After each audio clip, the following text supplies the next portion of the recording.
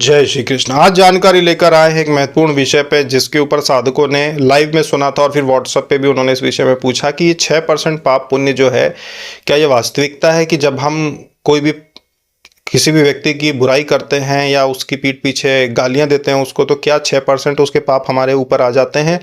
बिल्कुल सही है, ये होता है। आप जब भी किसी की चुगली करते हो, किसी की पीठ पीछे बुराई करो, चाहे सामने उसको बुरा भला कहो, 6% आपके जीवन में जितने भी आपने पुण्य किए हैं उन पुण्यों का, चाहे मान लो आपने हजारों बार कन्या भोजन करवाए हो, हजारों बार भंडारे करवाए हो, हजारों बार आपने कितने भी अच्छे कर्म किए हो, 6% आपका पुण्य सामने वाला जिसकी आप बुराई करते हो उसके पास जाता है और उसके 6% पाप आपके ऊपर चढ़ जाते हैं। उसने जो भी कितने भी गंदे काम किए हों, 6% उसके पाप आपके ऊपर चढ़ जाएंगे और 6% आपके पुण्य उसको प्राप्त हो जाएंगे। ये संकर्षण का नियम होता है, ये एक्सचेंज कह लो, इसको एक्सचेंज होता है पाप पुण्य का। तो इसीलिए जीवन में जितनी भी बार ये जो लोग होते हैं ना, जिनको चुगली करने में बहुत मजा आता है, दूसरों की बुराई करने में बहुत मजा आता है, जितने भी लोग दूसरों की बुराई करते हैं, दूसरों की निंदा करते हैं, 6% हर बार उनका पुण्य दूसरे के पास चला जाता है।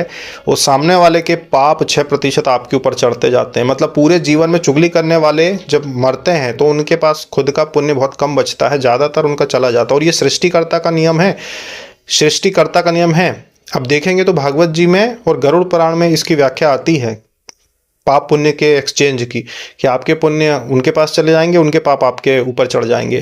तो जितने भी लोग आपकी बुराई करते हैं, आपको बुरा भला बोलते हैं, उसको सह लो। आप सह लोगे तो लोगों के 6% पाप जो हैं आपके, वो लोगों के पास चले जाएंगे और लोगों के 6% पुण्य आपको प्राप्त हो जाएंगे बेवजह, बताओ, बिना कुछ किए।